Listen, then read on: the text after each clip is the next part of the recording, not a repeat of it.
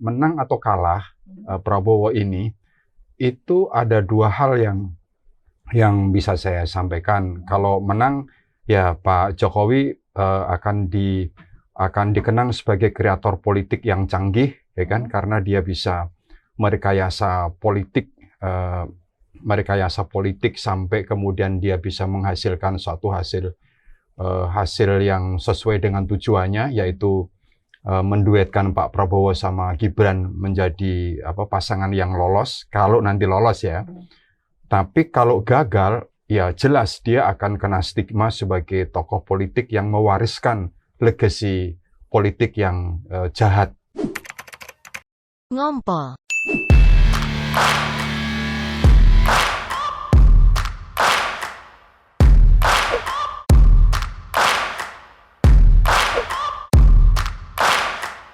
Hai guys, apa kabar lo hari ini? Mudah-mudahan nggak pada bete nih, karena kita ketemu lagi di Ngumpul-Ngompol bersama gue Deborah Debbie Wage dan politisi kesayangan kita Mas Ahmad Rafiq. Apa kabar Mas Rafiq? Baik, alhamdulillah. Agak-agak mendung dikit karena mau hujan di depan kali ya. Oke. Dan juga wartawan senior kita. Halo Mbak Devi. Belum disebut loh. Ya, ketemu lagi. Ketemu lagi. Mas Ruli Alfaruk. Baik ya, kalau ini ceria banget walaupun mendung di depan ya. Iya. Emang udah tahan mendung. Iya, karena bajunya aja merah. Iya. Ceria. Kalau ini soalnya dalamnya hitam. Padahal aku juga hitam ya. Gitu. Nah, hari ini tuh kita mau ngomongin soal presiden kita yang sekarang nih, Bapak Jokowi Widodo. Sebenarnya agak unik juga ya. Kalau presiden yang lain kan ya udah gitu habis pemilu 2 periode, karena emang peraturan kita 2 periode. Ya udah selesai gitu ya. Kita juga mungkin nggak terlalu ya udah gitu. Mungkin dia mau jadi tetap di partainya kalau punya partai. Karena kan biasanya punya partai tuh yang dulu-dulu kan presiden kita punya partai sendiri gitu. Nah kalau Pak Jokowi ini kan uniknya memang udah mau selesai tapi kok kesannya kayak nggak mau selesai gitu dianya sendiri gitu ya. Nah pasca 2024 memang kan dia harus turun lah gitu kira-kira. Sekalipun mungkin nanti kalaupun anaknya menang atau kalah kan tetap harus turun. Kira-kira tuh Pak Jokowi tuh apa ya? Karena kan seru nih melihat langkah Pak Jokowi yang suka sen kanan tapi belok kiri gitu lah kira-kira ya. Maksudnya kira-kira apa sih yang akan dilakukan Pak Jokowi pasca 2024 dia sudah tidak menduduki jabatan presiden lagi? Mungkin ke Mas Rafiq dulu. Ya, pertama kalau menurut saya Pak Jokowi ini adalah salah satu presiden yang turunnya sangat tidak enak. Ini pasti hard landing. Dulu saya punya impian, saya punya persepsi bahwa Pak Jokowi ini akan turun dalam posisi yang sangat enak sekali karena dia udah membangun sebuah karya yang sangat besar sekali selama 9 tahun ini. Nah tentu dengan adanya itu cawe-cawenya dalam konteks politik, demokrasi dan pemilu, ini membuat beliaunya ini tidak ada lagi jalan mundur. Jadi jalan mundur itu sudah nggak ada, maka yang ada adalah harus maju ke depan. Istilah saya itu Pak Jokowi ini sedang masuk dalam lorong kegelapan. Dia tidak punya pilihan untuk kembali. Yang ada adalah terus mencari jalan keluar. Taruhlah misalkan Pak Prabowo menang sebagai presiden. Saya melihat bahwa tetap turunnya nggak enak. Wong yang jadi presiden itu bukan anaknya. Anaknya kan wapres. Sementara konstitusi kita mengatur itu adalah wapres itu hanya mengganti presiden kalau presiden berhalangan atau ada perintah presiden kepada wakil presiden. Selama itu tidak ada maka wakil presiden tidak bisa berbuat apa-apa. Kita bisa melihat misalkan dalam sejarah politik kepresidenan Orde Baru misalkan siapa wakil presiden yang berperan? Tidak ada. Betul. Siapa wakil presiden di era Gus Dur, di era siapa Pak SBY itu juga tidak ada peran, hanya Pak JK saja dengan karakternya dia mencoba ngimbangin. Tetapi apa iya Gibran akan ngimbangin Pak Prabowo kan juga nggak mungkin. Jadi apa sebenarnya sih yang diinginkan Pak ya, Jokowi ini? Sesungguhnya kan ini mendukung karena terpaksa saja. Karena keinginan awal itu kan Pak Jokowi menginginkan pasangan Prabowo Ganjar kan. Kalau Prabowo Ganjar beliaunya punya kepercayaan yang sangat tingkat tinggi untuk bisa menjadikan periode penggantinya itu sebagai orang yang bisa mengamankan polisinya. Tapi kan hari ini ketika Pak Prabowo sendirian, walaupun sekarang ada Gibran, belum tentu ketika nanti Pak Prabowo menang akan mengiyahkan apa yang diinginkan oleh Pak Jokowi. Emang Presiden nggak pengen juga punya nama besar. Kalau Pak Jokowi dibilang petugas saja udah marah. Apalagi Pak Prabowo dengan tingkat ketokohannya yang begitu besar dan mentalitas pemimpinnya sangat tinggi begitu, dibilang petugasnya Jokowi kecil amat. Jadi menurut saya ini sangat tidak enak. Apalagi Pak Prabowo kalah, tambah nggak karu-karuan. Itu bisa setiap hari sakit gigi tuh Pak Presiden, Pak Jokowi. Kenapa kok sakit gigi? Ya karena mau berharap kepada siapa? Mau berharap kepada Ganjar untuk meneruskan legasinya?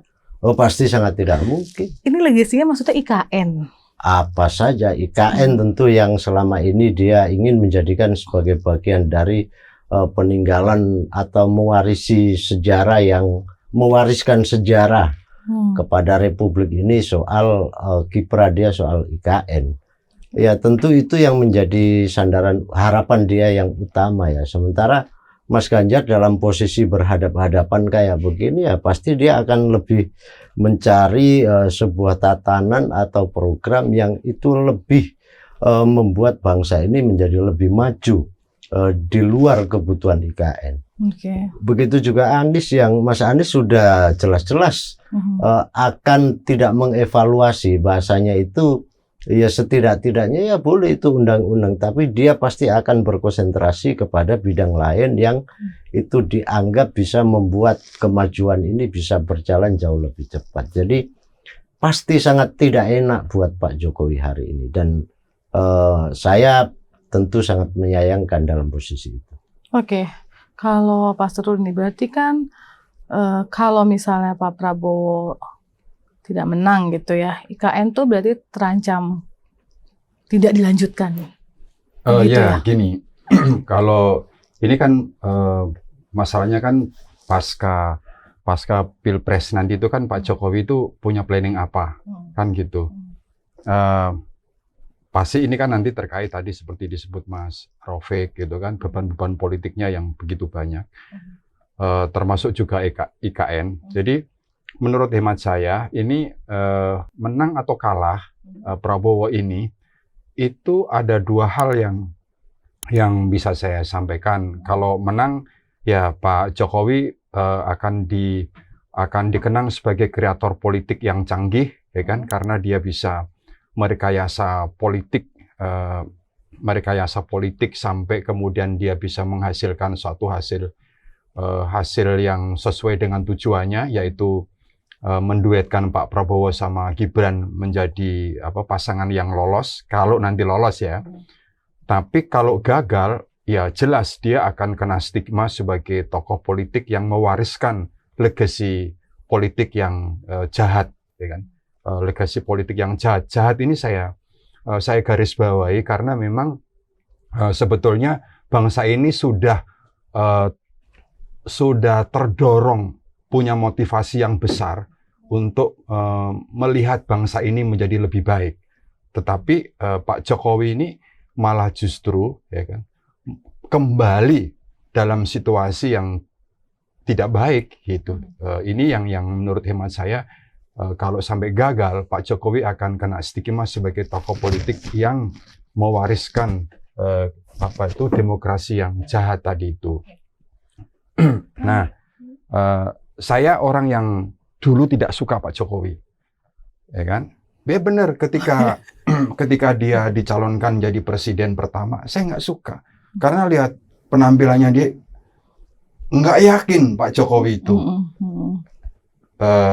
Teman-teman percaya, saya nggak percaya, masa sih, gitu kan? Nah, kemudian ketika Pak Jokowi memimpin, ternyata memang hasilnya bagus. Saya appreciate sekali, saya hormat sekali sama Pak Jokowi, hebat, gitu kan? Dan hebatnya itu kan bukan hanya kita lihat, tapi seluruh dunia juga melihat Pak Jokowi hebat. Namun sekarang itu kebanggaan saya terhadap Pak Jokowi menjadi luntur karena efek dari cara Pak Jokowi yang di akhir kekuasaannya itu mewariskan citra politik yang sangat jahat kepada bangsa ini. Gitu. Kalau yang kita lihat kan yang dilakukan oleh Pak Jokowi sebelum dia turun ini adalah satu, dia mencalonkan anaknya Gibran untuk berduet dengan Pak Prabowo, dan kedua kan dia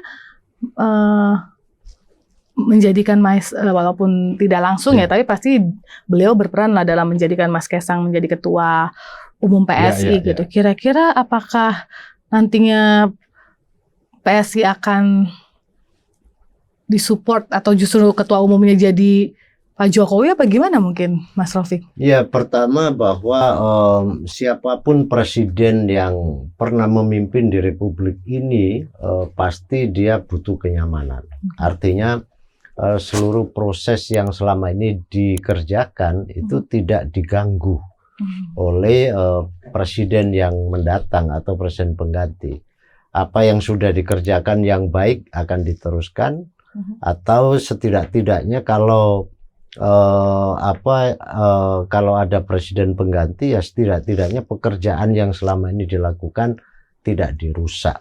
Nah, tentu seorang presiden yang turun dari tahta itu pasti memerlukan kekuatan politik agar tidak serta-merta apa yang sudah dikerjakan itu bisa diganggu dalam konteks hukum, misalkan dalam dipersoalkan dalam dalam isu-isu yang lain, dan itu jadi kebutuhan. Dan munculnya Kaisang sebagai ketua umum di PSI misalkan itu juga bagian dari skenario. Maka kita bisa melihat bagaimana Pak Jokowi berjuang keras untuk membuat PSI ini menjadi partai yang besar. Kita lihat seluruh media sosialisasi partai, kita lihat billboard, baliho, iklan dan semuanya itu partai ini sudah terasa partai 10%, partai yang sangat besar. 10. Jadi nggak mungkin nggak lulus threshold lagi ya. Kekuatan itu nampak sekali bahwa ini kalau tidak ada campur tangan dari seorang bapak sangat tidak mungkin. Partai-partai yang sudah hidup puluhan tahun aja tidak pernah bisa kayak begini. Jadi memang ini adalah skenario agar Pak Jokowi ketika turun, walaupun turunnya sangat keras sekalipun, itu masih ada bantalannya. Bantalannya ini ya partai politik, nggak ada lagi. Nggak bisa mencari bantalan dalam soal proses penurunan itu melalui ormas, itu nggak bisa. Harus ada lembaga politik yang itu bisa gawangin, setidak-tidaknya menjadi anjing heldernya dalam konteks ini, agar apa yang dikerjakan itu tidak menjadi persoalan yang jauh lebih panjang. Walaupun saya yakin memang loyalitas semu yang selama ini ditampakkan oleh para partai-partai besar terhadap Pak Jokowi, ketika habis pilpres pasti mereka juga punya sikap sendiri.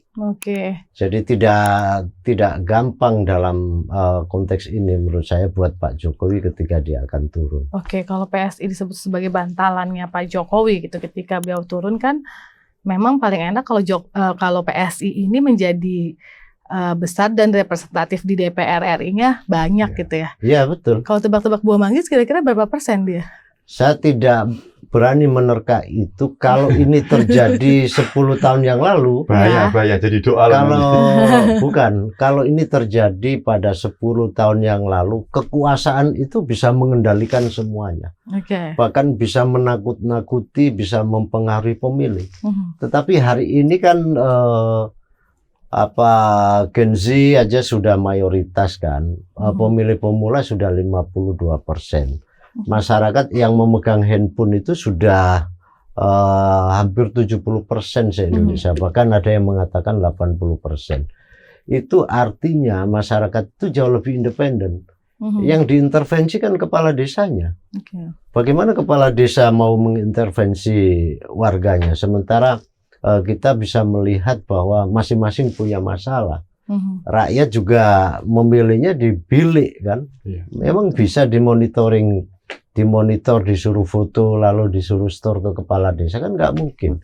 Jadi intinya bahwa saya hari ini tidak terlalu yakin bahwa intervensi kekuasaan itu bisa mempengaruhi secara penuh dalam proses perjalanan demokrasi hari ini. Memang Pak Jokowi berhasil mengendalikan demokrasi ini penuh dengan ketakutan. Tapi hasilnya pasti akan jauh di luar dugaan sebagaimana apa yang diinginkan oleh Pak Jokowi.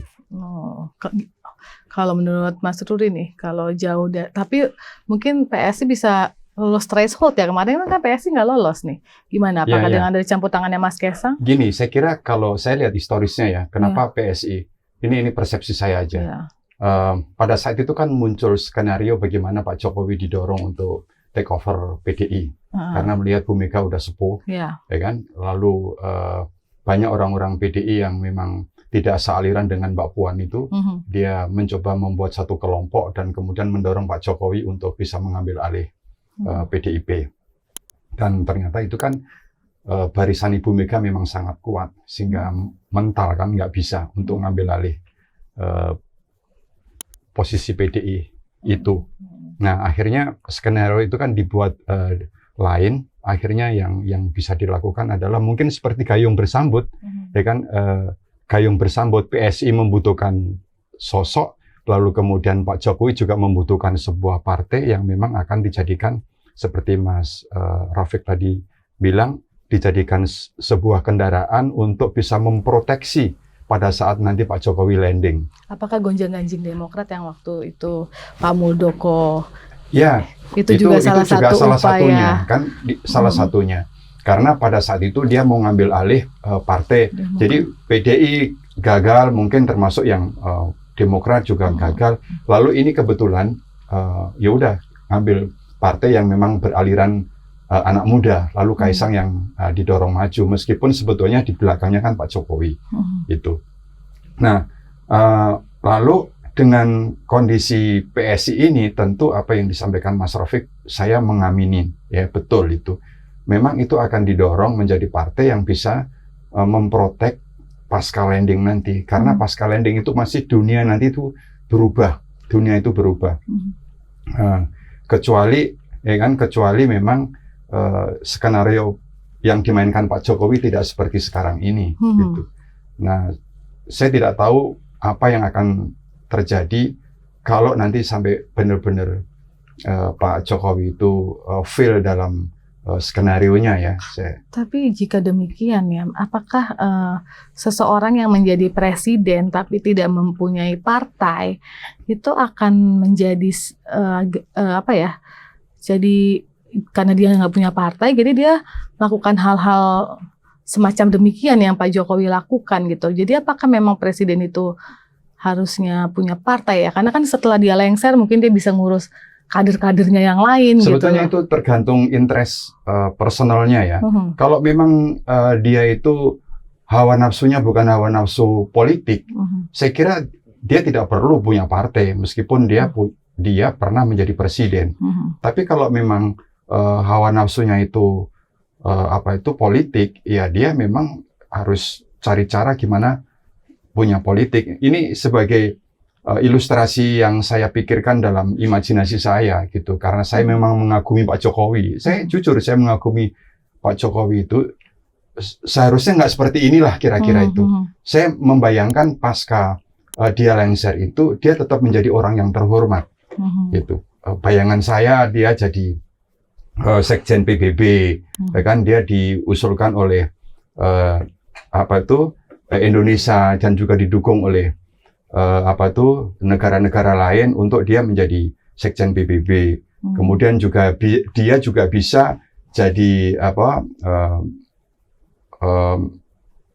mentor ya, kayak di Singapura itu menteri mentor seperti yang di Singapura kan Lee Kuan Yew itu kan. Tapi Jadi pada kenyataannya kan dia menginginkan kekuasaan gitu ya. Mungkin kalau Mas Rafiq, apakah seseorang yang tidak lahir, tidak besar dari suatu partai pada saat dia menjadi pimpinan, pada saat mau turun kebingungan dan jadi agak rusuh gitu nih?